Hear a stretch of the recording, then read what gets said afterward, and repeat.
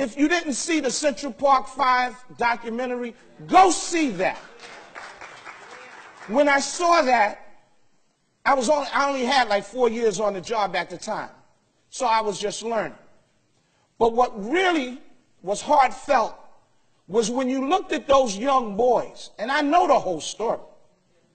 When you look at those young boys who was crying and pouring out for help, and they thought they were going to get it from their parents, the parents didn't even know how to protect their kids when it came to law enforcement.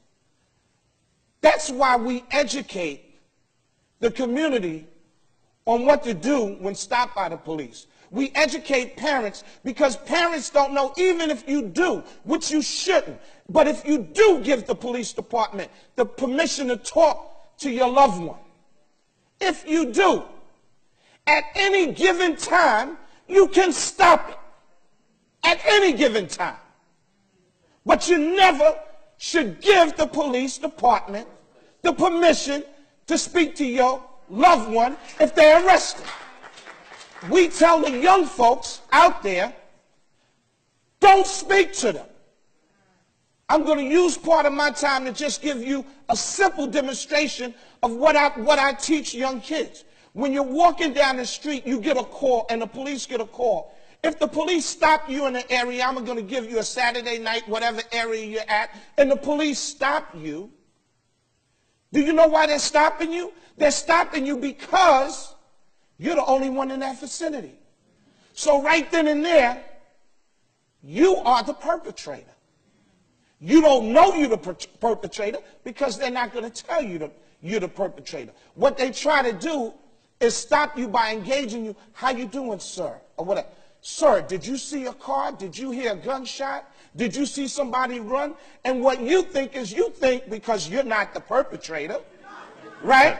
You tend to think, well, let me help them out, or let me defend myself. You don't have to defend yourself.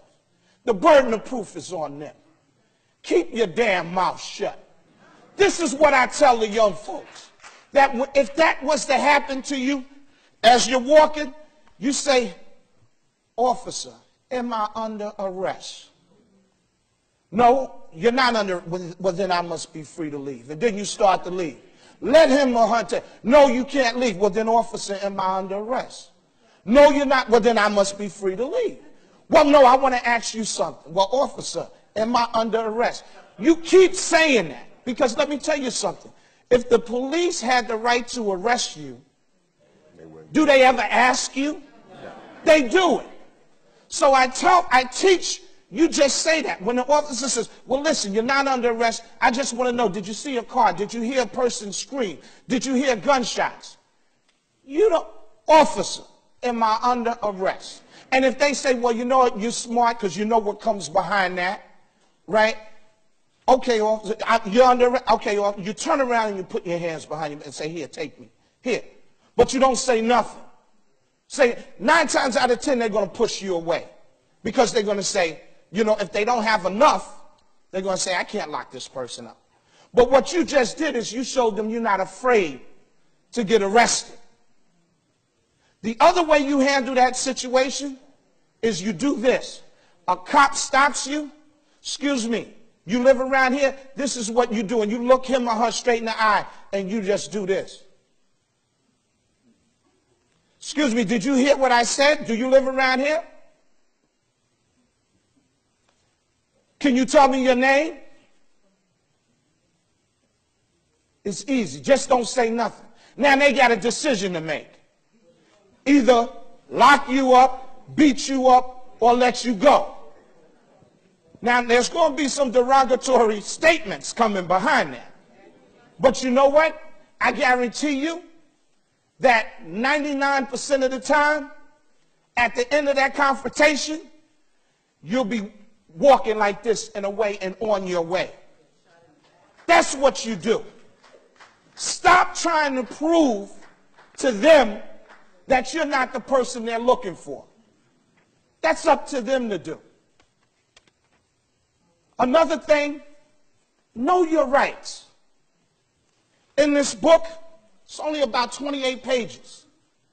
I give you what you should do when you're stopped by the police, what you should do if the police come knocking at your door, what you should do if the police stop you at your car, in your car, what the passengers should do, what to do if you're brought to a police precinct, because some people don't know what to expect, what to do after you've been violated by the police, how to fight them back, and get in touch with our organizations, because we will come out and we will help you. I can't go down to CCRB anymore.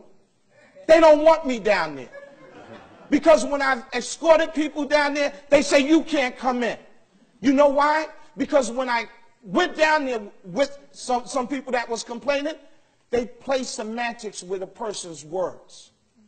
And I'm sitting there and I said, listen, if this lady said the officer slapped her, then the officer slapped her. You don't have to say to her, well, did the officer inadvertently put his hand up? What are you talking? She's a grown woman. She knows if she's been slapped. Just like grown men, they know if they've been hit or violated. You know, stop making excuses for the police. Well, they told me you can't come down here anymore. You know, it's all right. It's okay, because if I can educate enough and you can stand and use that backbone in your spine and stand up for what's right, you'll be okay, because when you leave there, you got us. You got us, and you're going to have your community behind you if they just would stop being scared. We, as a people, need to stop being afraid.